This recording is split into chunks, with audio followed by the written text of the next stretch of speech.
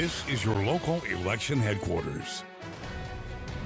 Welcome back. Well, there are just 11 days until the primary election, and early voting is going on now. Voters will have to decide on 4 constitutional amendments. Capitol reporter Shannon Heck sat down with PAR Louisiana to discuss what the amendments aim to do.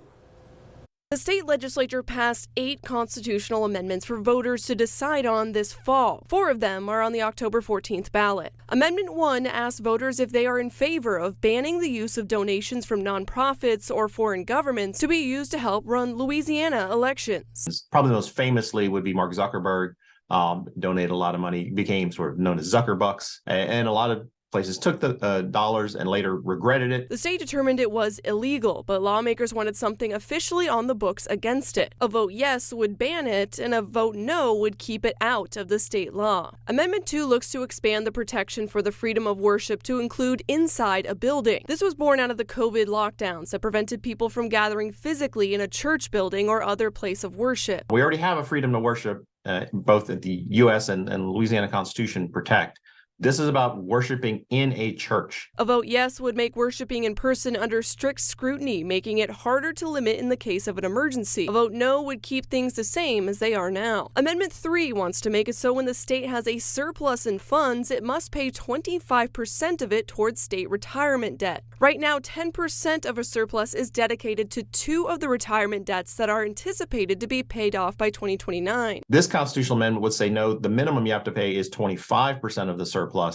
And it would also go past the 2028-2029. A vote yes would change the surplus dedications to the debt to 25%, and a vote no would keep it at 10%. Amendment 4 would allow the state to deny property tax exemptions for a nonprofit or association that has property in a severe state of disrepair. And there were some concern by some stakeholders that the housing for some of these organizations wasn't up to standard. And it seemed unfair to them that there are people who are getting a nonprofit exemption. A vote yes would allow parishes the discretion to revoke that tax exemption with a strict list of requirements. A vote no would not allow them to do so. For your local election headquarters, I'm Shannon Hecht. Yeah, great information to know before you head to the polls. Early voting has come and gone, but candidates for governor took that chance to cast their ballots for themselves, of course. Attorney General Jeff Landry and his wife voted in Youngsville this week. Landry faces 5 other major candidates making their bids for governor. The Acadiana natives spoke with the media after voting and encouraged everyone to vote. We are urging everyone out there to go out and vote. Look, this campaign has always been about the people of this state, and so it's great that we started voting. We started reminding people early voting started on Saturday. It's going to go to Saturday as well, and so we want everyone out there to participate in this year's election. Landry has been leading all other candidates in the polls. He is looking to be safely in the runoff with one of his other opponents. Over the weekend, Democrat Sean Wilson voted at the Lafayette Parish Government Building. Wilson is believed to be the candidate pushing Landry into a runoff. Wilson called on Louisianans to create change by casting their votes. Wilson has been polling behind Landry, but still high enough to possibly face him in the general election. It's a great opportunity to exercise my right to vote. It's important to vote early because you never know what's going to happen on October 14th. You have so many people out there looking and wanting to make a difference, and this is how you do it. So go vote early. It's lasting until October 7th. Wilson encourages voters to vote for the candidates they feel will lead the state of Louisiana in the right direction. Now that early voting has ended, people who haven't voted yet will have to wait until Election Day, and that's October 14th.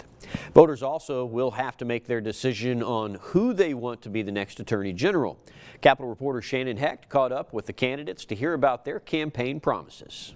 The Louisiana Attorney General prosecutes civil action, defends the state and its agencies in lawsuits, and can step in for criminal cases if a district attorney has to recuse themselves. Despite this limited input on the crime issue in the state, many of the campaigns have focused on it. I want to be a partner, I want to help move cases quicker, and I want to help understand from in the office what's going on and why are we having these problems. John Stefanski, a lawyer and state representative, has passed legislation increasing penalties for some crimes, including fentanyl distribution distribution. Liz Murrell is a Solicitor General, making her Attorney General Jeff Landry's right-hand woman. She disagrees that the office doesn't have a hand in fighting crime. That is an issue of resources. If the legislature and if the people of Louisiana want us to step up and provide more assistance, then we can do that. Attorney Marty Maley sees changes to crime policies coming down the road from the legislature and wants the AG's office to be involved. We need cooperation.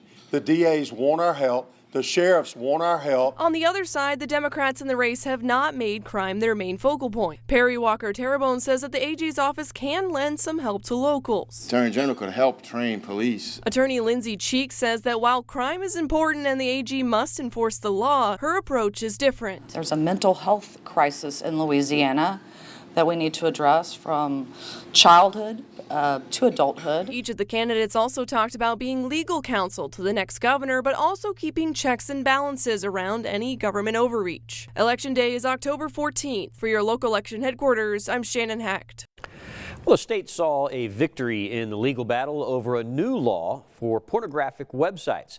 In 2022, the Louisiana legislature passed a law requiring websites to verify the ages of their viewers.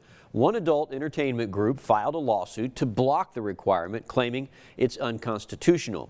A few days ago, a district judge in New Orleans dismissed the suit, saying the state officials named in that suit cannot be sued because they don't have a duty to enforce the law. An appeal is expected. The head of tourism, Lieutenant Governor Billy Nungesser, unveiled a new civil rights museum in New Orleans that has been a long time coming. From integrating public schools in New Orleans to the famed march from Bogalusa to Baton Rouge, the stories of struggle are all there. The Lieutenant Governor hopes that the new museum becomes a launch point for visitors wanting to see the locations where history was made along the state's civil rights trail.